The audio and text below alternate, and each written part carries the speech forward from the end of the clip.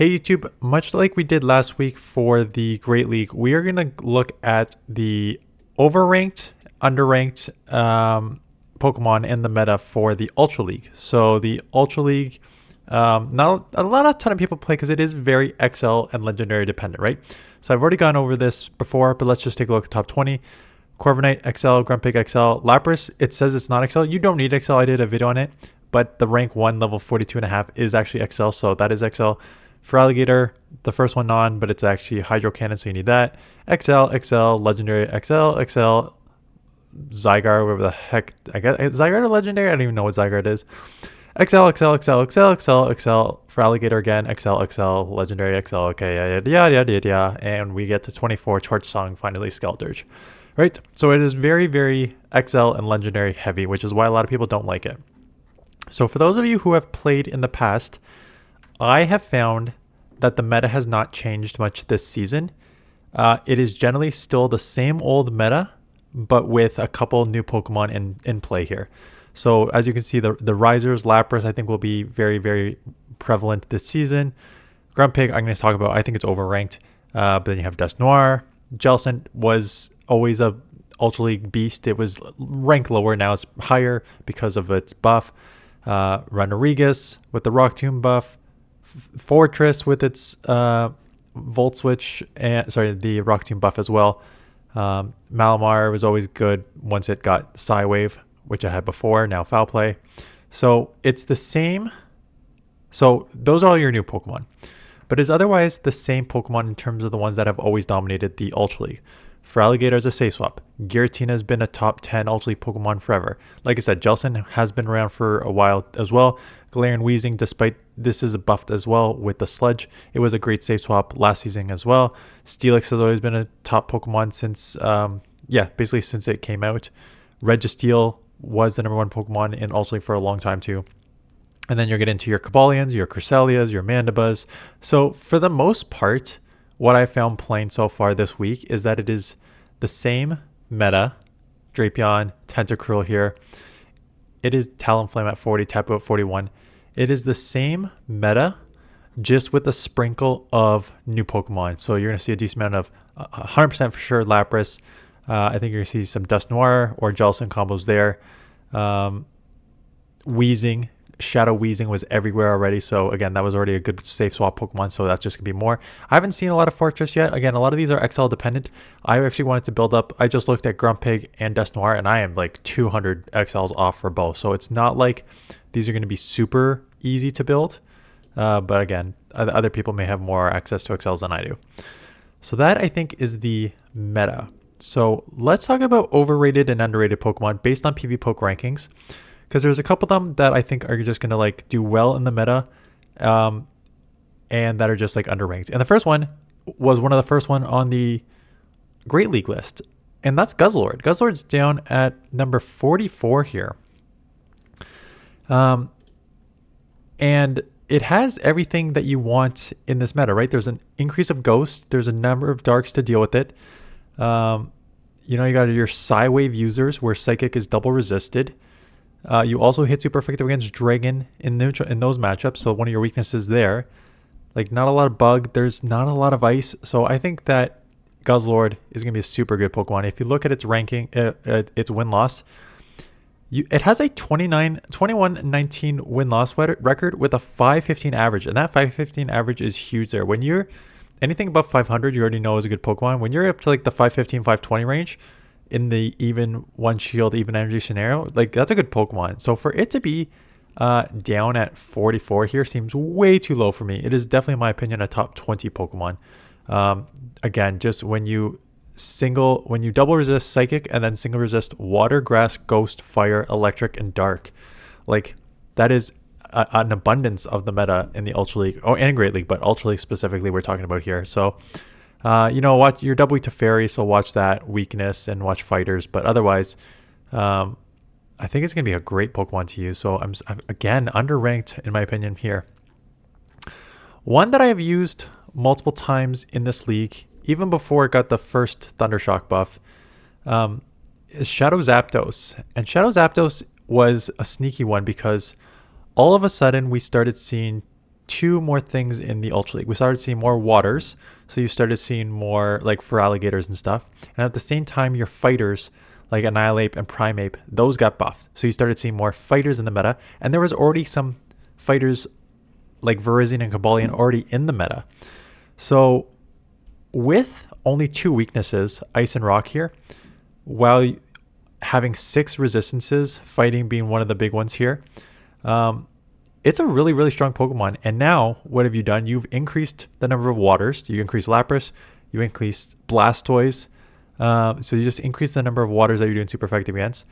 All these buff Pokemon, like these buff Pokemon, the Ghost, have Dynamic Punch, right? So Dynamic Punch on Dust Noir that you resist there. So it just seems like it's going to be a very, very strong Pokemon. And same thing, if you look at it in the one shield scenario here, it's got a pretty nice win-loss and average record here. Yeah, 21-21. So even if with a 5, but above average, right? So look at those wins, and even your losses are not super, super bad. Like you're going to have some that just out spam you. The problem is the stuff that out spams you and hits hard is going to kill you. So Greninja, Feraligatr, Giratina, like dragons and stuff that resist electric, like those are going to be your main losses. But then when you get into like the evenish matchups here, being able to actually lose Blastoise because of rollout, right? And ice. Oh, it has Ice Beam, so it probably needs to land an Ice Beam.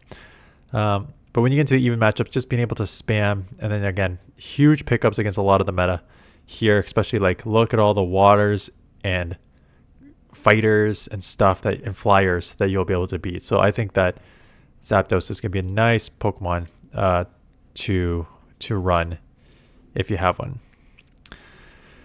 Shadow Drapion. How is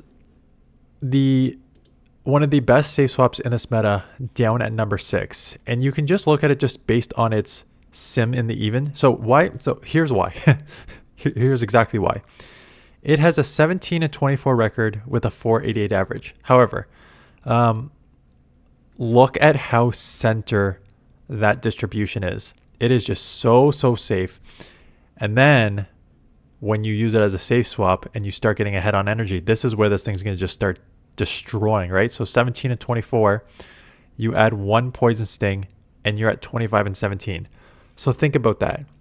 You like let's just do that again just so you understand how crazy this is. Drapion, even energy, even shield scenario, 17 and 24, 488 average.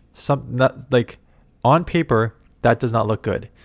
And then you add 1 Poison Sting.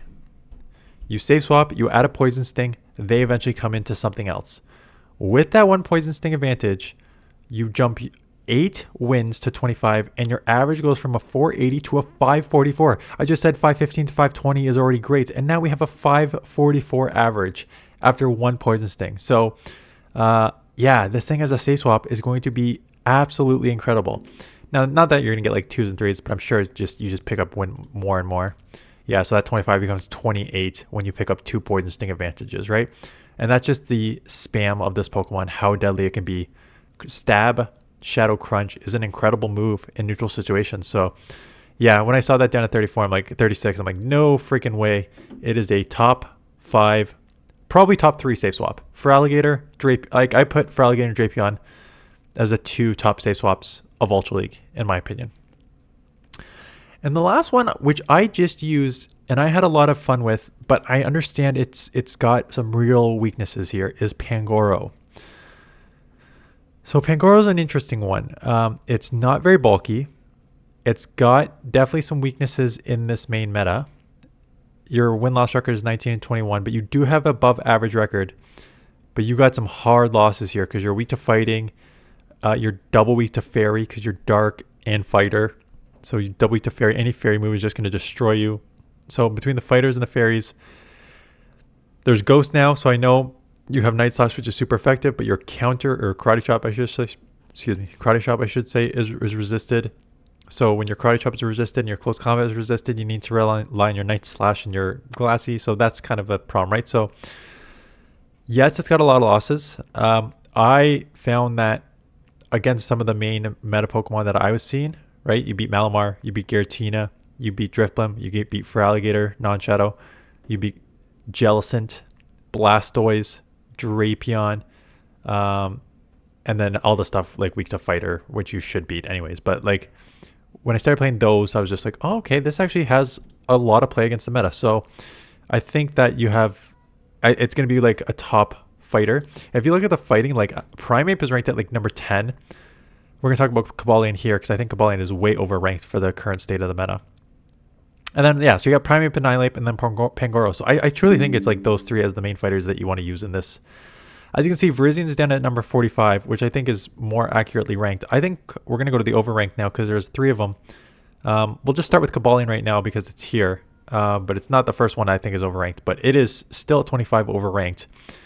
And it is because of what has become meta, and that is Ghost. And when you have a double kick Sacred Sword combo as your main go-to, having Ghost, which is going to be doing just taking a bunch of resistances from that, your win-loss record is actually quite low. It's a 19 and 22, but it's not just a 19 and 22. It's that average, 468. And as you can see, you've got some real freaking bad losses here. Skeldurge 69, which means like they're going to come out with like 85% of their health. Dusknoir at 131, Talonflame at 187, like all the fighters which are going to just get lit up. But then you got your fighters, Annihilate 194, Pangoro 229, Jellicent as a ghost 248, Drifblim at 284. Like if you're going to be a top 25 Pokemon, you cannot have a 468 average and get killed by a bunch of these Pokemon. It just puts you in such a bad position. So I think just with the typing and its moveset, like that steel typing, picking up like a fire weakness and a fighting weakness is a huge detriment. And now with so many more ghosts and some psychic Pokemon where double kick and Sacred Sword are resisted, it just does not give you the flexibility you need in the current Ultra League. So that's one of my overrated Pokemon. I have 2 more, and we're going to go back to the top here because for some freaking reason, Grumpig is number 2.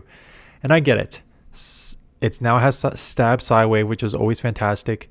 It has a buff Dynamic Punch, which is a great move. It is non-stab, but it's still a great move for a non-stab Pokemon. Shadow Ball, again, good move for a non-stab Pokemon. However, I say you want like a nice win-loss record and like a 510, 515 average. And we saw that a lot in the Pokemon who are in the 30, 40, 50 rank.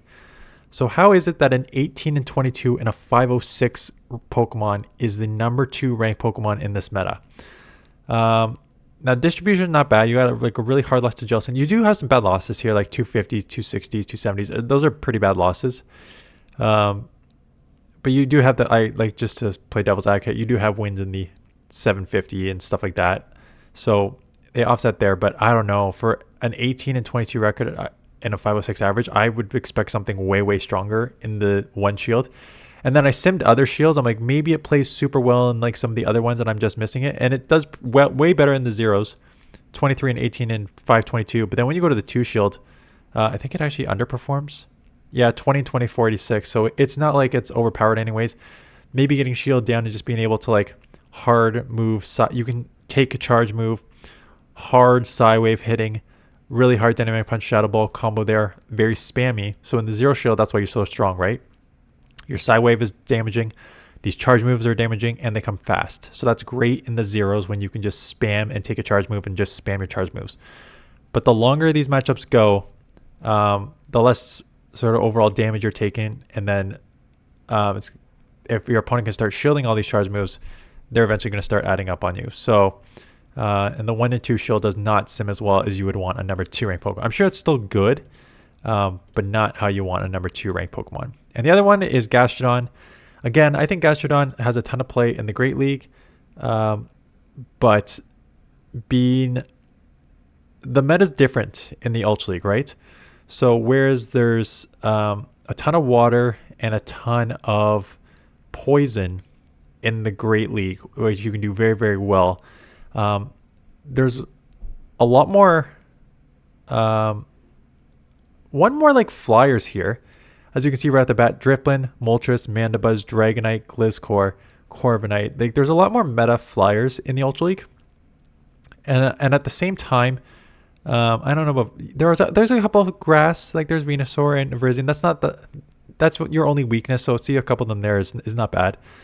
But again, 20 and 22 record. The average is actually quite good, but it's I think overrepresented in your big wins here.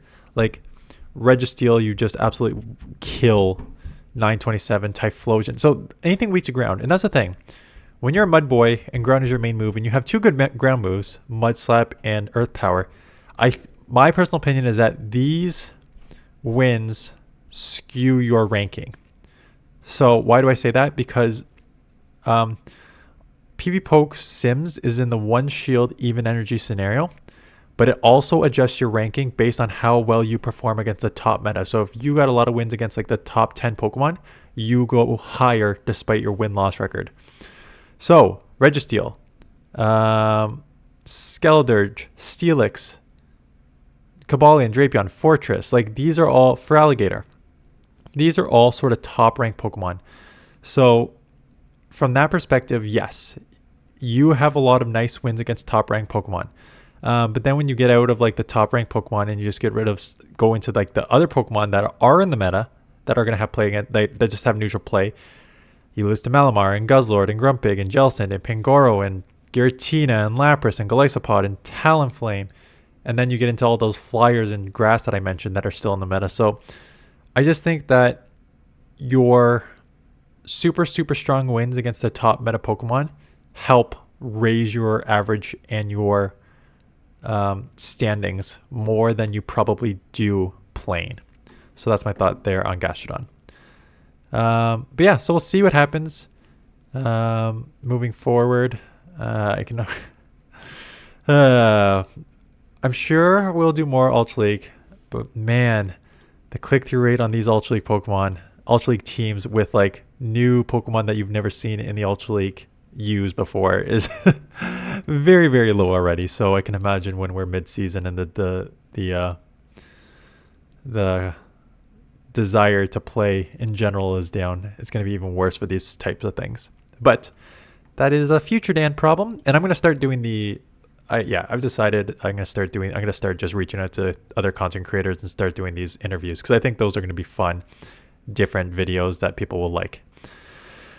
Anyways, let me know if you are an Ultra League player, especially who have played in the past, what you think is going to be the meta this season, overranked, underranked. Love to know your thoughts in the comments below.